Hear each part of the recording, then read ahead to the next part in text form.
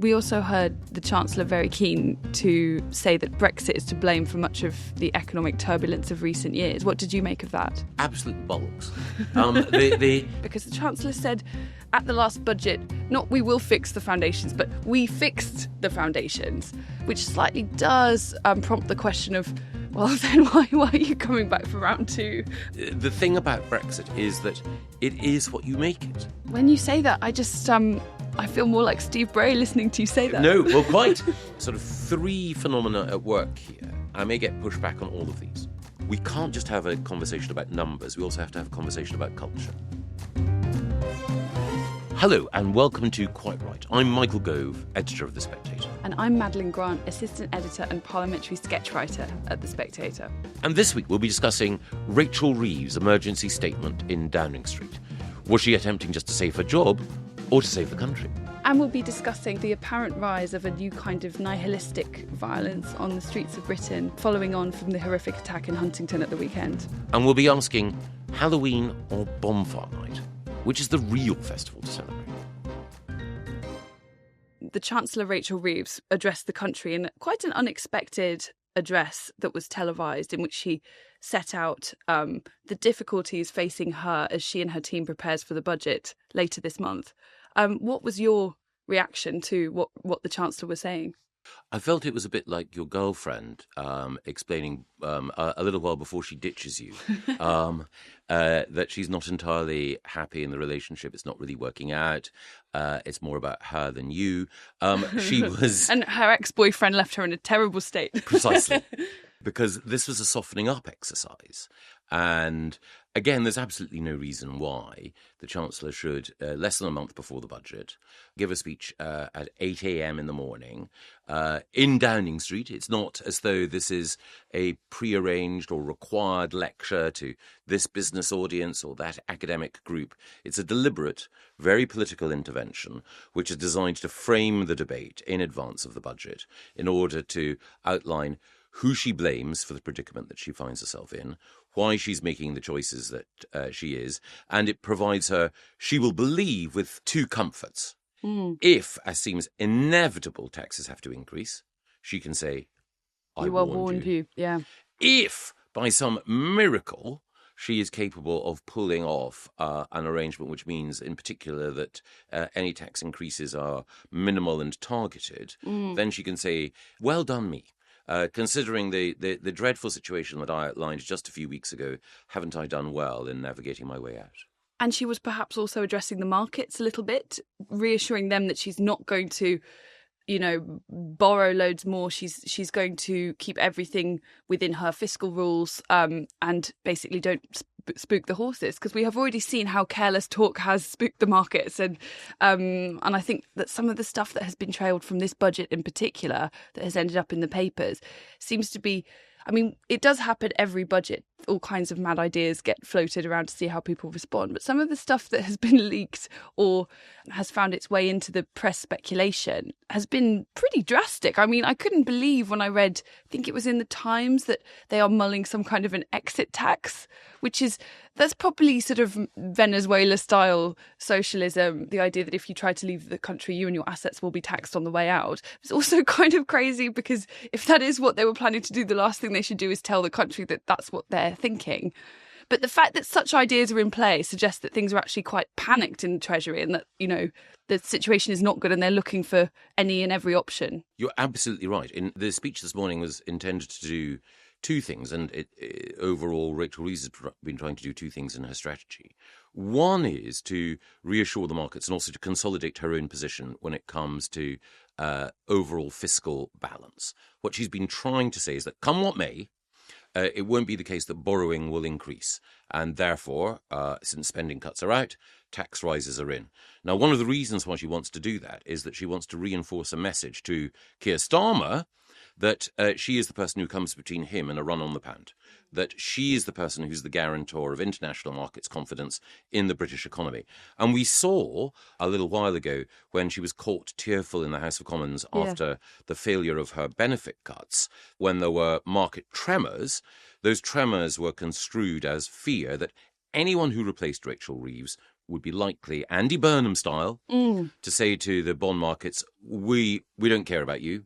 And that would mean that the cost of borrowing would increase. So she's saying to Keir, in that sense, I'm indispensable. But at the same time, she's also floating a series of potential tax increases, or rather Treasury briefers and spinners are on her behalf. And you're right.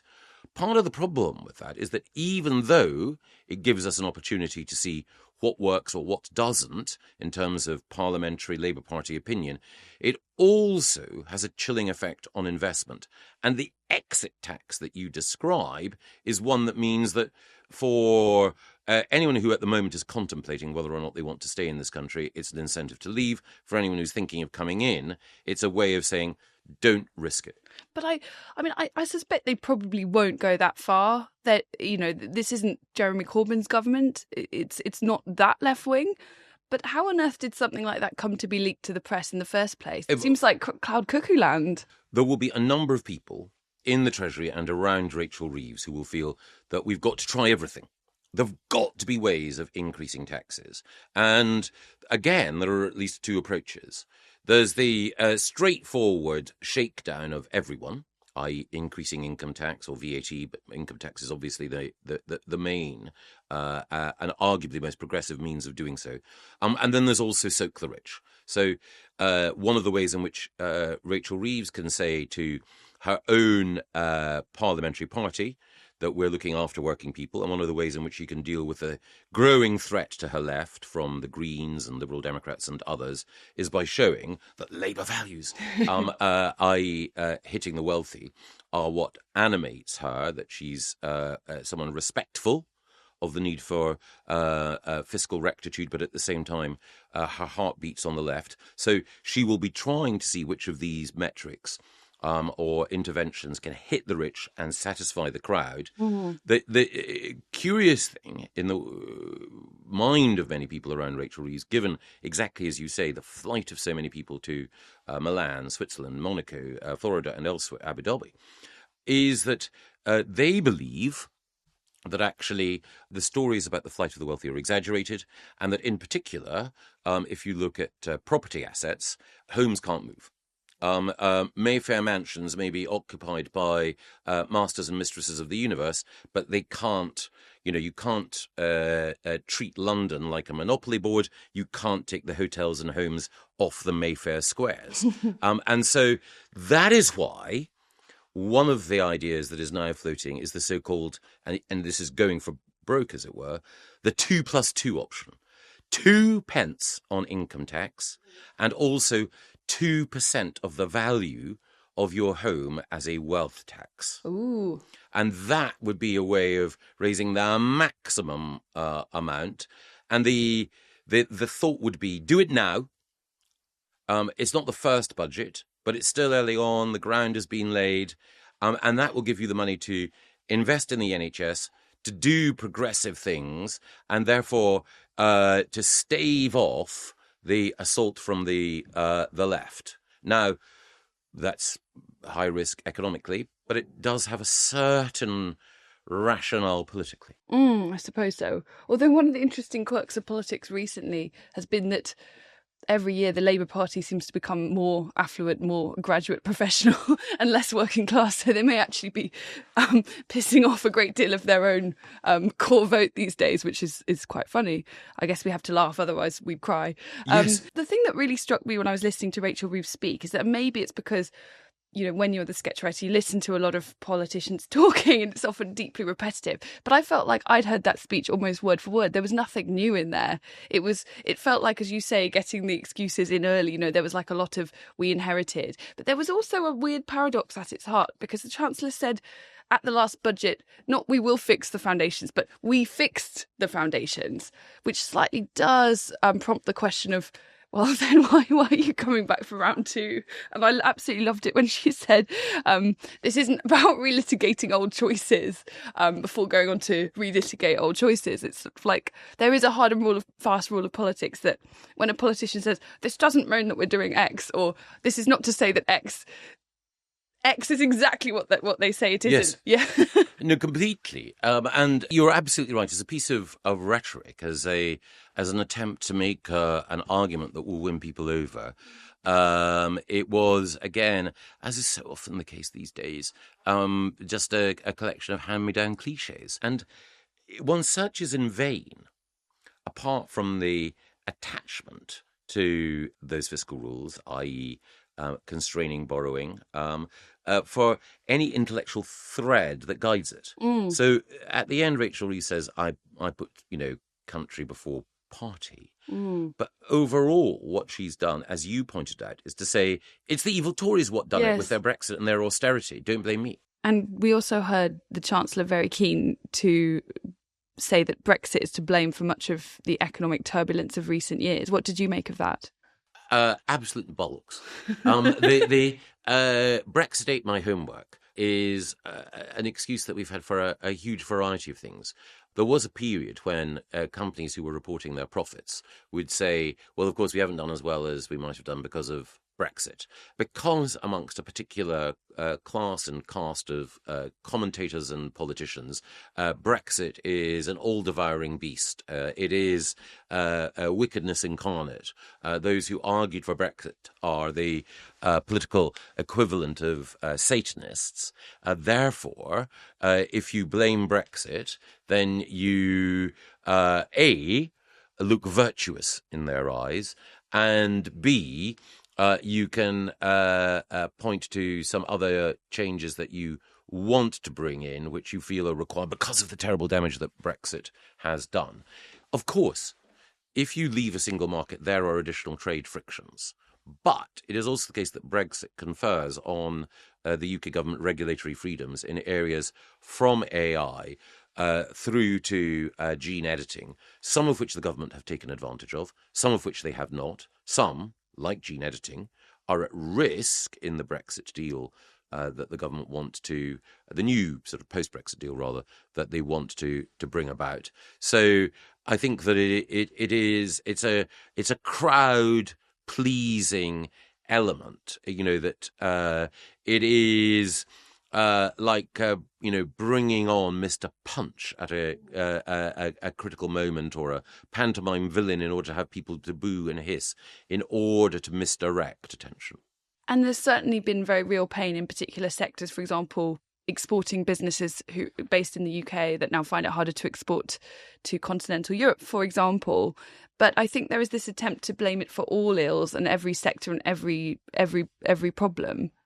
Well, if you compare the undoubted additional barriers that smaller exporters face, particularly, to be fair, in the food and drink sector, if you compare that with the pressure that everyone in hospitality will say has come about as a result of national insurance increases, and also the additional pressure that will come as a result of the Employment Rights Bill, then the impact of the one, Brexit, scarcely matches the other, the tax and regulatory changes. And if you only look at one aspect of Brexit, if you look at where an additional barrier has been erected, but you don't look at the freedoms that it also provides, or the flexibility, certainly, that it provides in other areas, then you're not doing justice to the choice. Also, the ultimate irony is that one of the government's most controversial tax-raising measures, which is VAT on independent schools, is only possible because of Brexit. Now, I may be perhaps the only person in the country, apart from Maurice Glassman, the Labour peer, who allows themselves a wry smile at that. So the thing about Brexit is that it is what you make it. It is a greater level of democratic control. When you say that, I just I feel more like Steve Bray listening to you say that. No, well, quite.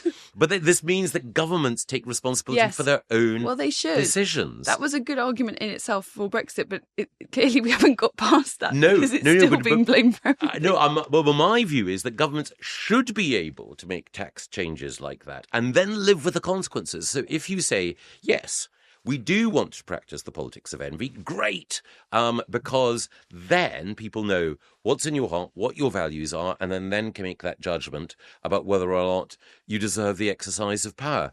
hiding behind the European Union is a way of infantilizing politics, and blaming Brexit for your woes is just another way of trying to find an excuse abroad for problems that you're not dealing with at home.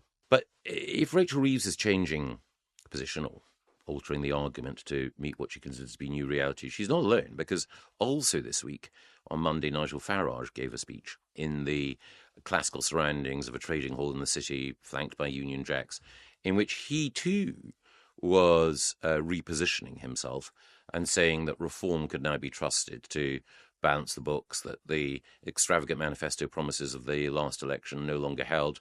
He even declined to commit to the triple lock, the pension guarantee that previous Conservative government put in place. So he is, I think, also sensing that there's a mood abroad, yes, which recognises that these are tough financial times and that one needs to adjust. But I don't know if you think, Maddie, that the buccaneering, piratical appeal of reform is somewhat diminished if Nigel turns himself into Jeremy Hunt. Yeah, I was going to say Jeremy Hunt with a fag. Yeah, it's an interesting one, because on the one hand, Nigel Farage's politics have long been of the free market libertarian disposition, but more recently, Reform seem to be positioning themselves in a more, I would say, more of a social democratic direction, which does make sense given, for example, the demographic they're particularly popular with.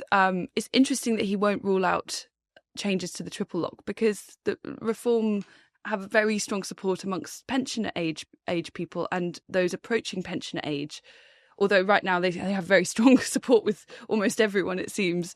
But that's quite a brave choice, because it would be easier to jump on that bandwagon. And the Conservative Party, privately, there are probably many in the Conservative Party who know that the triple lock is long-term unsustainable, given the state of the economy. At the very least, you might want to think about downgrading it to a double lock, or something that is not locked onto 3 possible metrics, but maybe 2 or even 1, let's say.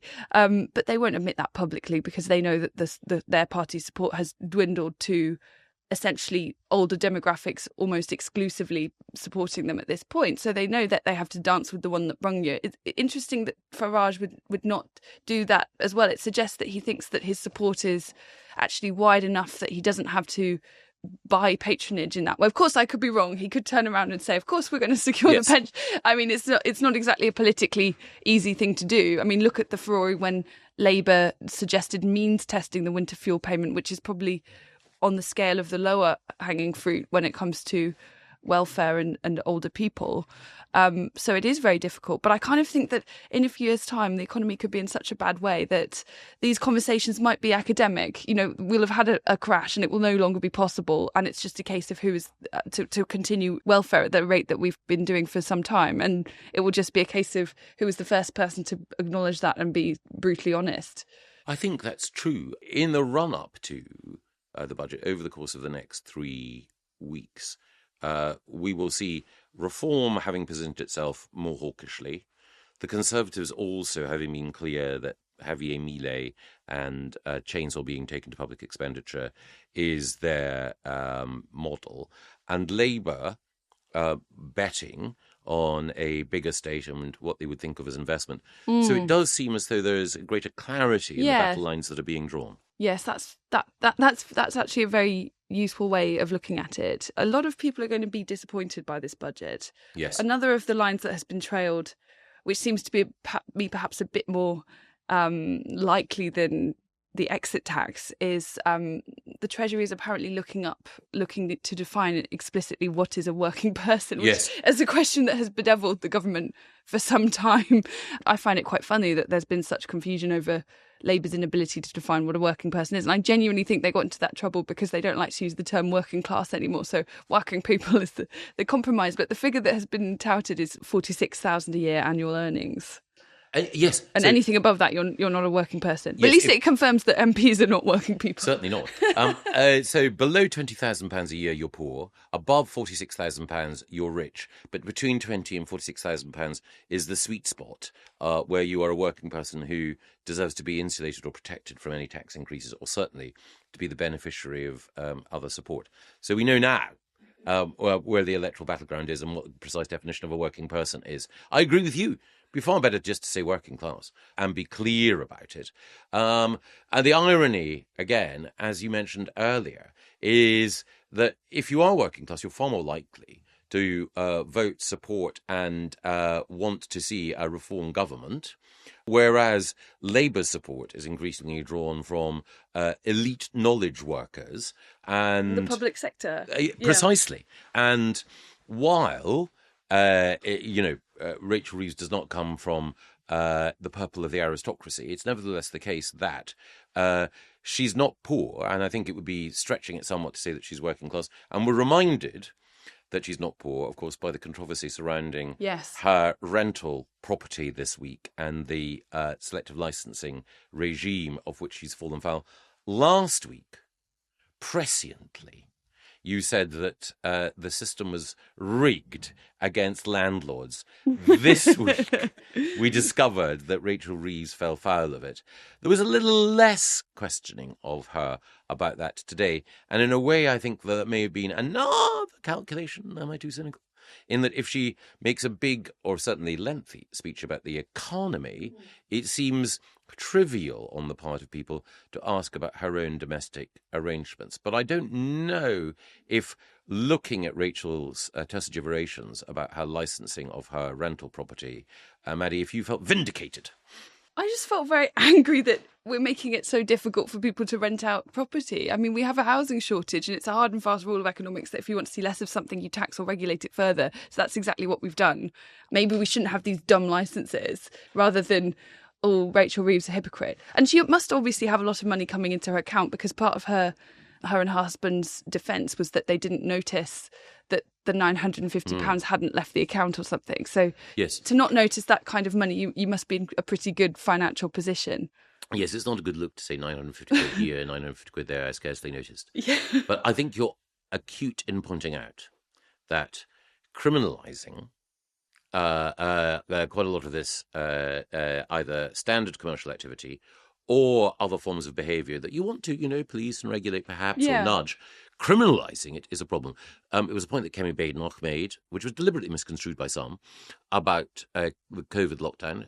She made the point that Boris Johnson should not have been fined and had a criminal sanction for a cake, that that some form of policing or encouragement to restrict social mixing was right. But as soon as you bring in the criminal law, here you create circumstances which go back to another phenomenon you've identified of anarcho-tyranny, whereby truly terrible things go unpunished, while the criminal justice system and the full force of the law targets minor infractions of what should really be policed by social codes. Yeah.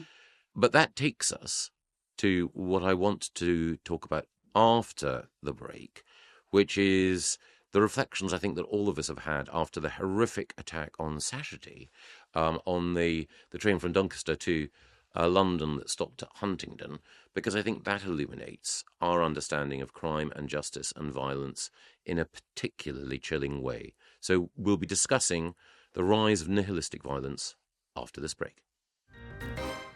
Watching the news on Saturday evening or waking up to it on Sunday morning, the horrific attack, knife attack, on a train from Doncaster to London, the LNER service, would have been an almost unimaginable thing to contemplate. All of us will have been on train journeys, whether they're trips home to our family or commuter journeys, where we will have been sitting there, buried in a book, absorbed in something on our phone, and then to imagine the horror of someone running past us, bleeding, saying there's a guy with a knife, and the peace of that enclosed environment ruptured by chaotic, nihilistic, bloody violence. It is the stuff of literal nightmares. And that's why I think that this attack has been the subject, I think, of conversations in every home and workplace across the country.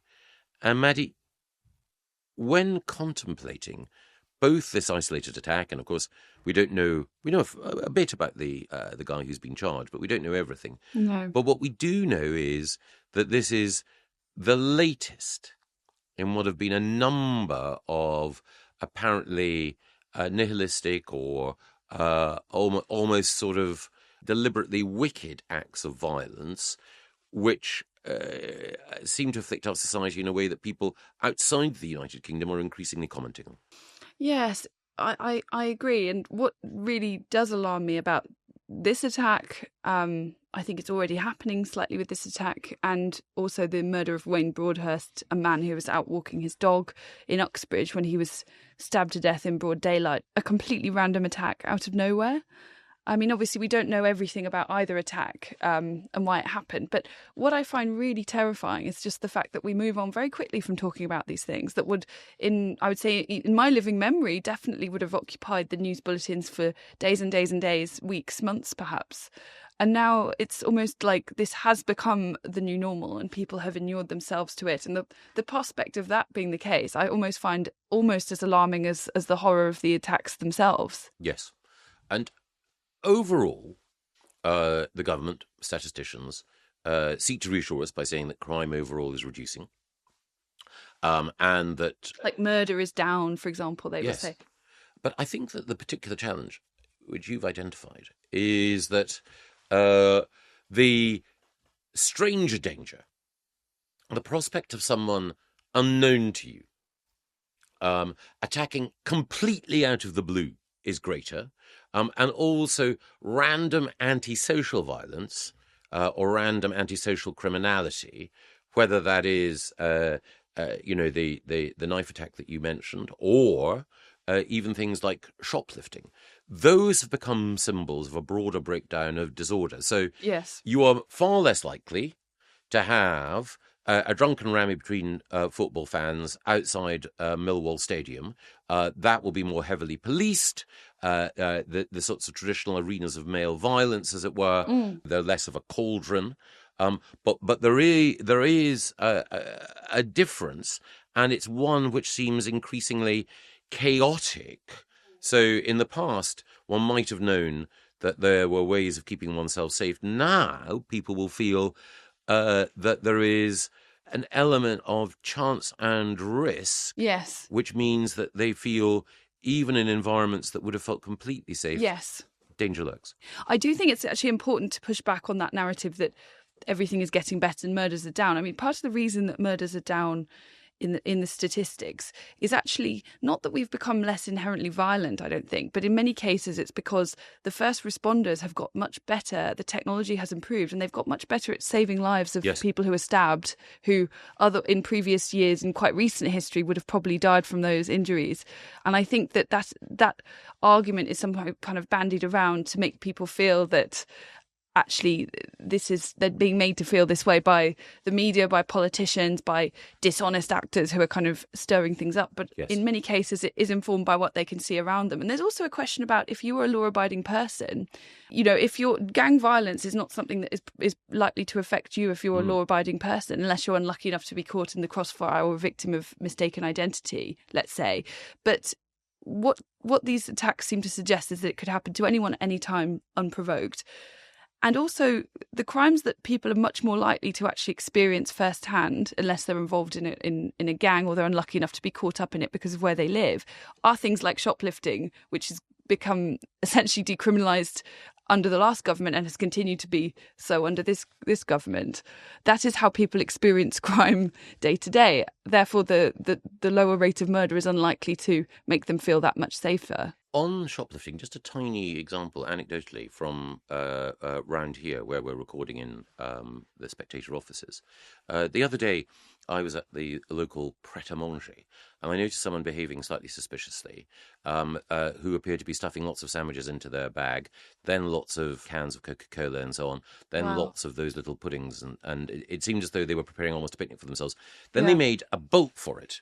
Now, we're not talking about hundreds of pounds worth, but we are talking about theft. And shameless theft. And they have quite high-end tastes. I followed them and then tried to run after them. they were eventually stopped by a member of the Spectator staff who I shan't mention. You should. We should have filmed it and made a Robert Jenrick video. A hero who stopped it. So the guy who was responsible for the theft was body checked by one of my colleagues and then taken back to the shop. He handed back the stuff he'd stolen, probably about £50 worth of food. But then he just walked out.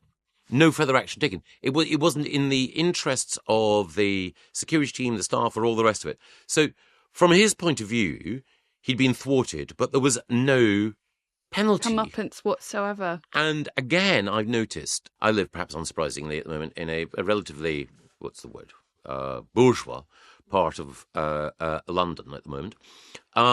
In my local M&S food, it's a fairly regular occurrence for people just to barrel past the security. I've seen it too. And run out, and the security person will remonstrate, but then will not give chase, perhaps entirely rationally because of the risk to them.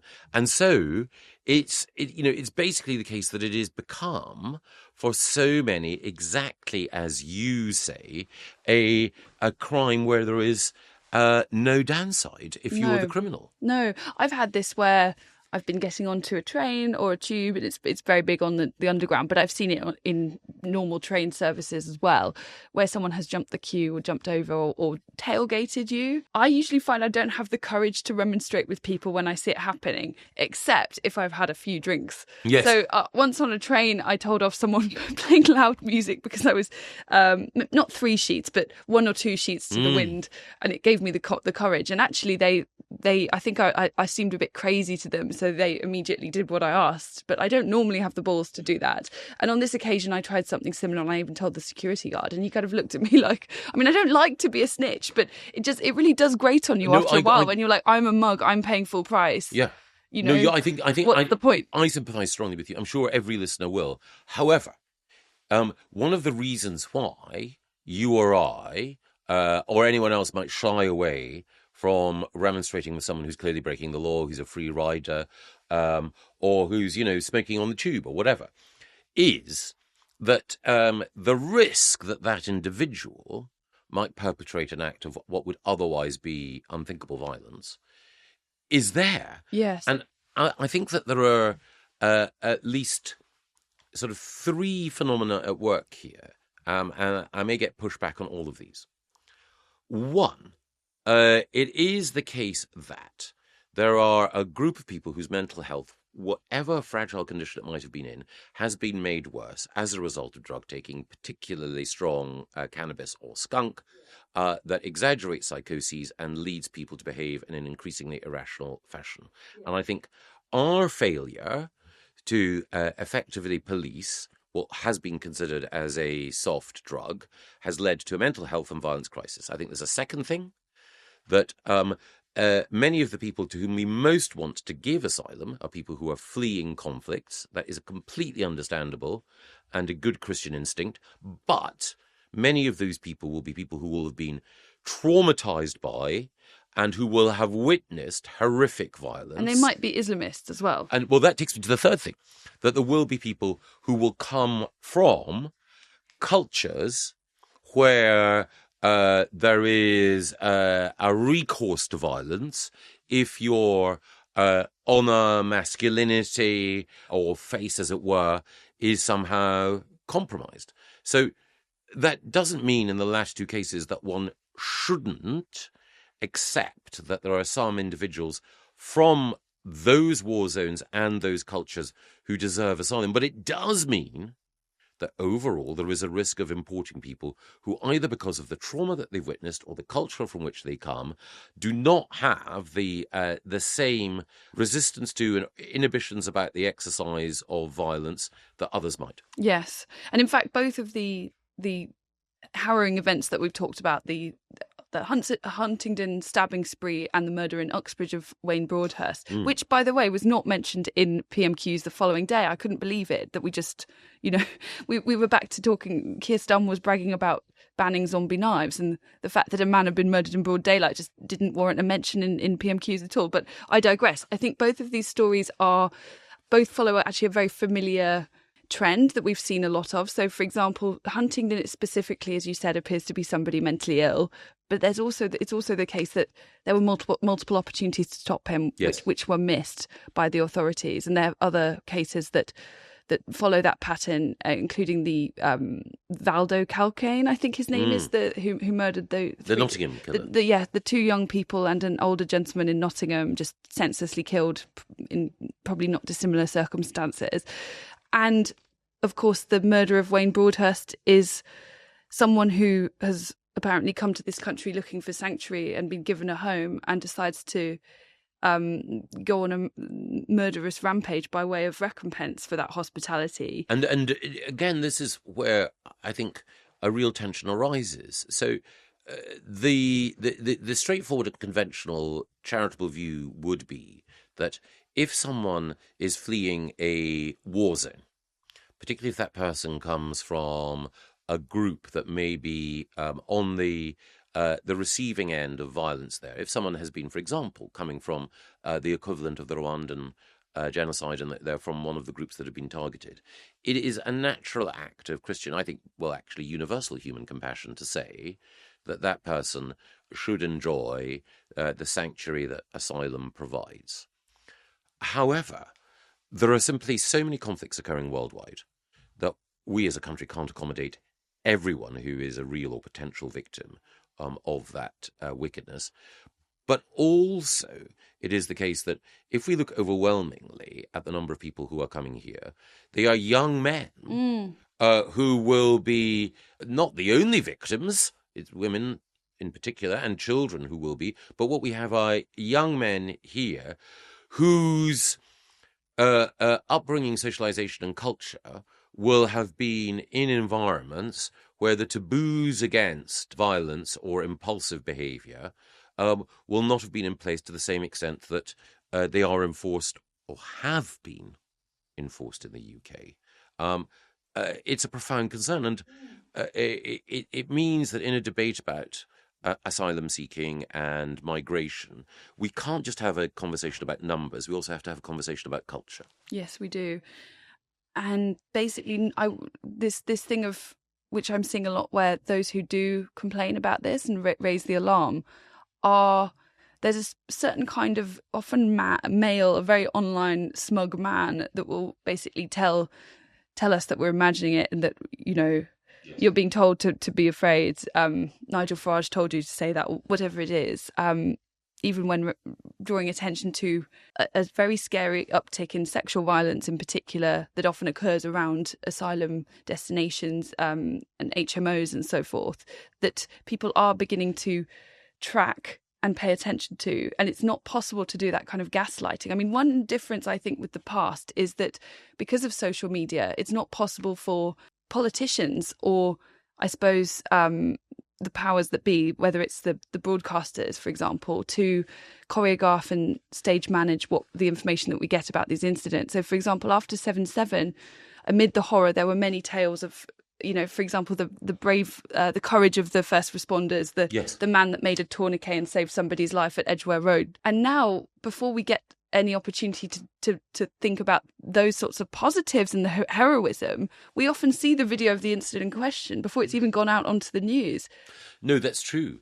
And it means that the questioning of the circumstances that led up to or the response to an event is not constrained by or circumscribed by the traditional operation of the past. It does create new challenges, to be fair, for the police in the information that they can reveal, because, of course, they want to make sure that they get an appropriate charging decision and that there is appropriate prosecution. But it's an inescapable part of public debate overall. The other thing which we touched on, which I don't want to leave, is that antisocial behaviour of a kind that some people might consider to be relatively trivial, I think, is part of a sequence that leads to a total lack of respect for authority and an increasingly permissive environment for worse and worse crime, and which feeds it. And I know that I sound like a terrible old fogey when I complain about lime bikes on the pavement and the smell of weed on the street. The youth of today. Exactly.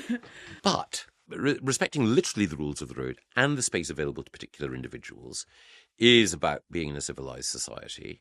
And I don't want to go back to times where we have, 1920 style prohibition, but it should be possible to walk down the streets of the capital, or indeed the high street of any market town, without the rank smell of weed afflicting you.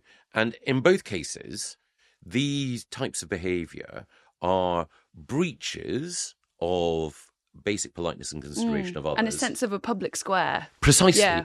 But they're also gateways to other things. So it's precisely the lime biker with their hoodie and mask who's prepared to cycle on the pavement, who's also likely to be... Take your phone. Precisely. Yeah. And it's also the case that the guy who is inhaling the high THC skunk is more likely to be someone the balance of whose mind is affected in a psychotic fashion and is prepared to lash out.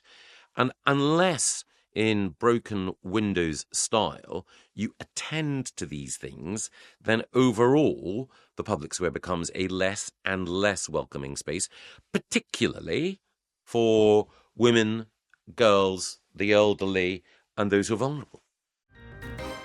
This week we'll be celebrating Bonfire Night, and I have to say I've long held the view that actually Britain is becoming a country that leans in much more than it used to Halloween, which, although a perfectly legitimate festival, feels like a bit of an American import to me. The kind of the lengths that people will now go with their costumes and trick or treating, etc. And meanwhile, we seem to be neglecting Bonfire Night, which is actually our own sort of homegrown festival, and partly because of history, perhaps the people want to avoid having a festival that has the kind of sectarian flavour to it. Obviously, it's the commemoration of the foiling of the Gunpowder Plot in 1605, when the Catholic plotters who were trying to blow up James I were apprehended. And perhaps a general decline of religiosity in the population. But it's also sadly on the decline, I think, because it's become more and more difficult to stage an excellent bonfire night with the health and safety and the burdens it puts on the local councils, etc. What's your view of Bonfire Night? I agree with you, with one exception. Halloween is not a legitimate festival. I detest Halloween. It's not just that it's an American import. It's not just that we have the Buffy the Vampire Slayerization of our culture, and people dressing up as Uncle Fester or Wednesday from the Addams Family and so on. What Halloween is a embrace of the shallow, the meretricious, and it's a forgetting of the fact that it is All Hallows Eve, that it's before All Saints' Day, and it's also, and I know that part of the theme of this edition is my crustiness, it's also uncomfortably pagan for my tastes. So I don't like Halloween at all. And you are also right. One of the other reasons why I don't like it is that it eclipses Bonfire Night. Bonfire Night, we should celebrate. One of the reasons why it's unfashionable is, as you say, because it's a celebration of a Protestant kingdom being saved from a Catholic coup. It is seen as uncomfortably sectarian and old school. The Guy Fawkes plotters have been sort of recast as an oppressed minority, the trans activists of their time. Yeah. And so therefore, any celebration of the supremacy is, an example of white privilege reasserting itself. And as you quite rightly point out, in a safetyist culture, fireworks, which probably have in fact, they inevitably do have a CO2 emission rate, which is inescapable, are also, stigmatized. So I am with you. Were I, thank the Lord, it's never going to happen, the Lord Protector of this country, then Halloween would be outlawed, and November the 5th would be a national holiday in which we celebrate the fact that the legitimate monarchy of this country was saved from a subversive attack. Well, I'm not sure what else you would do, but I think I support you in your first act as Lord Protector, Michael.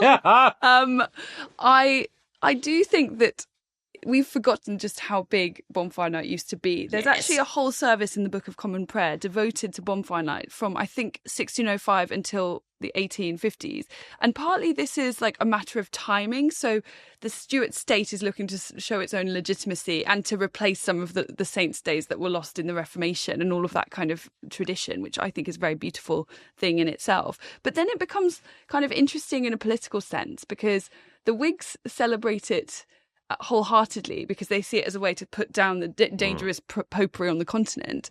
But the Tories celebrate it through the 18th century, but they celebrate it more as a way of expressing the idea that the monarchy has been saved through the salvation of God and that it is particularly protected, etc. But I like the fact that, you know, amid all of that history, Bonfire Night is something that can change with the times. So it's still, in some places, not everywhere, is still celebrated in a big way, places like Lewes in Sussex. But of course, people can now bring their own flavour to it. People bring their own effigies. They burn the figure of a particularly loathed celebrity or politician that year. And I mean, maybe some would say maybe it's kind of engaging in violent fantasies, but I think a bit of that sort of iconoclasm is actually quite healthy and very much part of the British tradition. I completely agree. One of the other reasons why I dislike Halloween is the faux universalism of it. And one of the reasons why I like November the 5th is that it is a unique and specific British celebration. And you're completely right. For those people who do actually want to experience a Book of Common Prayer service where prayers are given for the deliverance of this country, then St Bartholomew's has a service, Evensong in the City, on Thursday, November the 6th. For those who do want to hear those words and have, in the magnificent surroundings of that wonderful church, the opportunity to mark. I will pause and perhaps say I would celebrate, but not everyone will, but certainly to mark the historical significance of it. And there is a broader historical significance to November the 5th, because it was the so-called Protestant wind in 1688 that allowed William of Orange to land and to replaced James II, the Catholic younger brother of Charles II, as our king in what became known as the Glorious Revolution. Now, you're right, historical opinion on the broad conservative, right, divides on whether or not this was a usurpation or the restoration of proper order. But I would far rather that we had a debate about whether or not there truly was a Protestant wind on November the 5th and whether or not James II or William III was our legitimate monarch, rather than debating whether or not it should be Uncle Fester or Wednesday that is the most compelling character in the Addams family. I think we should have a Spectator bonfire party next year. And that would mean that we could also nominate our own effigy figures. Well, this is the other thing also. I think that creating an effigy and throwing it on the bonfire is a very effective and limited and controlled way of showing discontent. I'm sure Spectator readers will have views on who should be the effigy on the bonfire. I suspect some Spectator readers would probably say it should be me thrown on the bonfire. But surely there are some more deserving candidates than Michael. I think I'd love to know from listeners whom they think should be held on the bonfire. It may well be that some would say that actually, in order to preserve our current royal family, the person who deserves to be thrown on the bonfire is the Andrew formerly known as Prince. But not for me to lead the witness. But I think we can agree that we have moved on from the sectarianism, because it seems very harsh to put Pope Leo on there, and that's not what we will be doing at our Spectator bonfire party. We certainly won't. I think you know who I would put on the bonfire. I think I do. But we won't say anything. We won't have anything about Bishop Doolally on this show. I was actually thinking Blair, but oh right, okay. Sorry. No. Sorry. But no. We will. I think invite our listeners to make submissions about who might be appropriate. But yes, there is again, I would never call myself, and I'm not a great believer in being ecumenical, but certainly I think that we wish both the current Pope and the new Archbishop of Canterbury well, because on balance, this is my view, they are capital G, capital T, good things on balance. So we will see.